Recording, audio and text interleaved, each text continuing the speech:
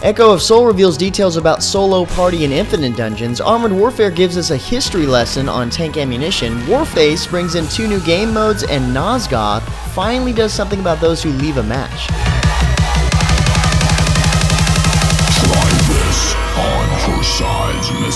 What's happening, guys? James Blunt here with MMOHuts.com with a quick weekly recap for MMO news and announcements for the week ending April 6th, 2015. And a good part of last week's news was April Fool's videos, but there's still plenty of other news to go around, starting with Wakfu and the second part of the Island of Kelba revamp. Now, the Island of Kelba, for those of you familiar, comes from the Wakfu animated series.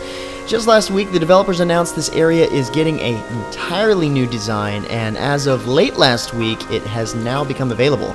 So after the encounter with Cabal and Miranda, the famous couple from the show, and with Cabal II, Kelba's merchant, players must continue the quest to recover a much sought-after artifact. Now, this new revamp brings in several transmedia characters, some of which you get to fight, along with a new family of monsters, an all-new dungeon, and more. Next up, and available today, April 6th, Dungeons & Dragons Online released Update 25, Reign of Elemental Evil. In this, players will experience DDO's take on the original pen and paper D&D module, entering the Temple of Elemental Evil.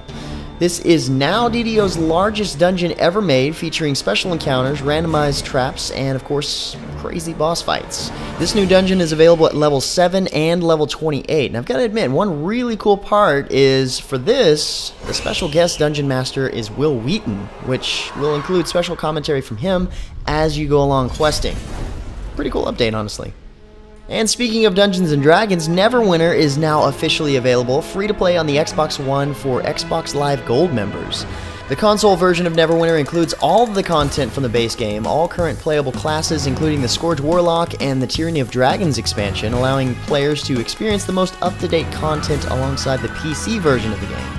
According to a recent announcement made on Arc Games, the PC version of Neverwinter's Elemental Evil module is supposed to become available as well this week on April 7th. So if you're looking forward to that, you'll have plenty of Elemental Evil coming to both D&D games, and it looks like Neverwinter's going to have a live stream going over the Cults of Elemental Evil, the Oathbound Paladin, changes to class balancing, the new artifacts coming to the game, and more.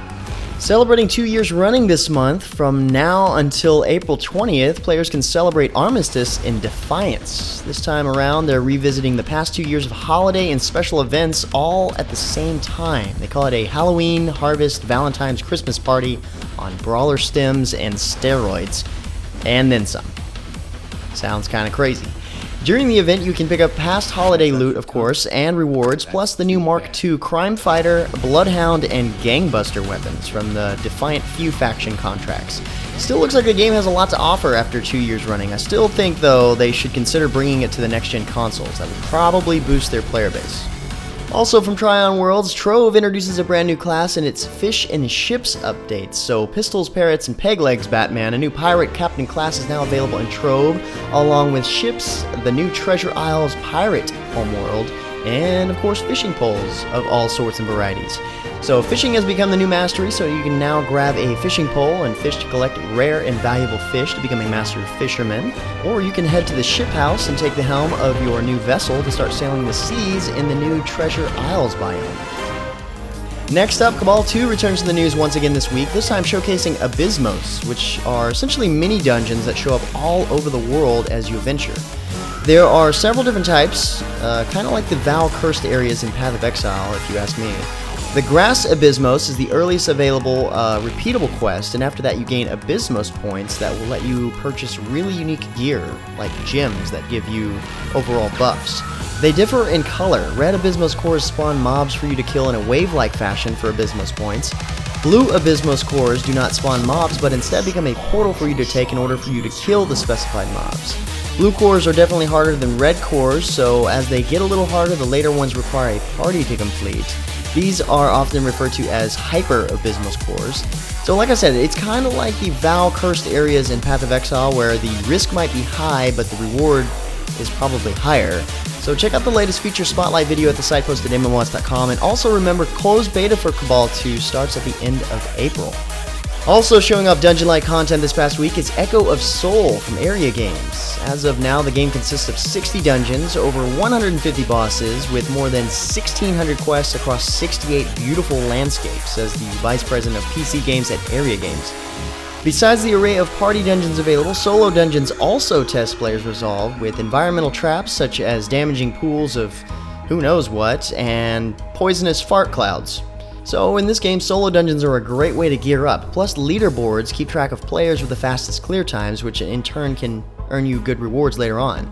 Like I mentioned in the past, when it comes to classes, and in this case party dungeons, Echo of Soul deliberately has no healer class, which forces players to work efficiently together and devise unique combat strategies for each dungeon in order to stay alive. On top of solo and party dungeons, you can also find wave after wave of enemies in the infinite dungeon mode, useful for honing in skills, farming materials, and also seeing some bosses over again. Be sure to check out the latest Spotlight video to get a lot more details on all of the PvE features in Echo of Soul. Also last week, the Alad's team and Obsidian Entertainment announced that the open beta for Skyforge is set to arrive in North America this summer, so realistically only a few months away. In celebration of the announcement, the team also produced an awesome new cinematic trailer you see playing here, illustrating the journey of ascension a hero will take on their path to immortality and eventually godhood. The team also confirmed that there will still be a number of closed beta tests prior to open beta, scaling up the number of players invited to better gather feedback and implement changes based on player suggestions, which is always needed.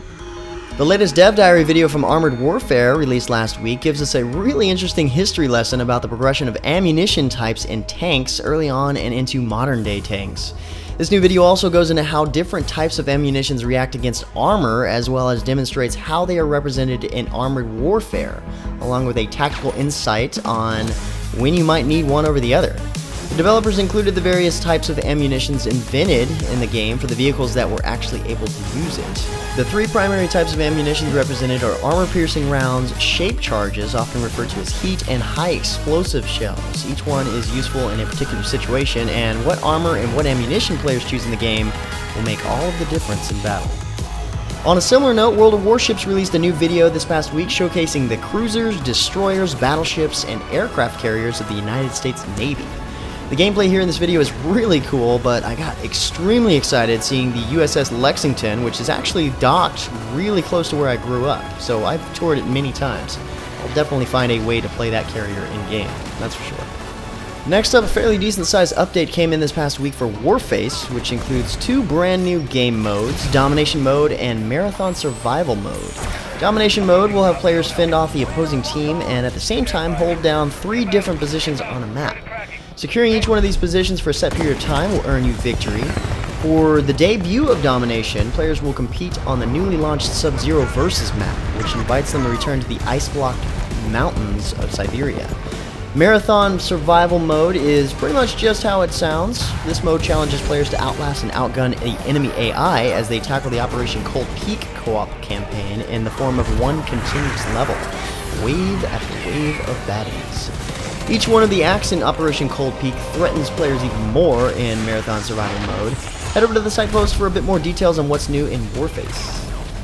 But finally, for our last bit of news, a huge update hit Nosgoth this past week, which includes a new vampire-based map called the Crucible, the evolved Deceiver skin that players can get by reaching level 25 on the Deceiver class, a new lever penalty system, further improvements to the UI, and a whole lot more.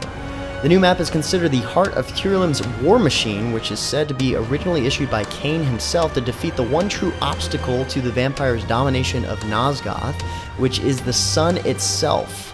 Using a combination of engineering, alchemy, and geomancy, the Tyrilim shaped gargantuan volcanic furnaces that belch forth smoke thick enough to block out the sun's deadly rays. Pretty cool looking in my opinion, and it also seems really large as well. It's kind of hard to tell.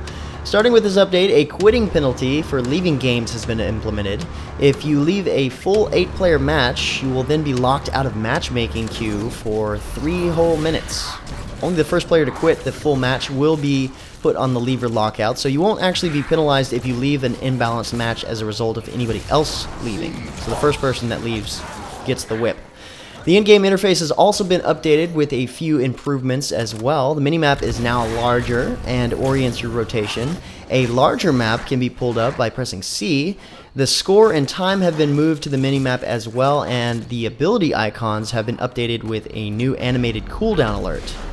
And really, this is only a few new features in the latest update for Nosgoth, so hop in game to check it out, or learn a lot more about it from the site post at MMOHuts.com. Anyway guys, that's about it for all the major MMO news and announcements for this week. Like I said, there was a lot of April Fool's stuff out there, news-wise, this past week, so if you want to catch up on all of those pranks, check out the April Fool's video recap. Otherwise, if you're looking for more information about the news featured in the recap, check the links in the description below, or head over to the new MMOHuts.com for even more MMO news. Feel free to discuss the news in the comments below, or head over to MMOHuts.com/forums. But until next time guys, that's going to be it for me. I'm James Blonde. See you out there, gamers.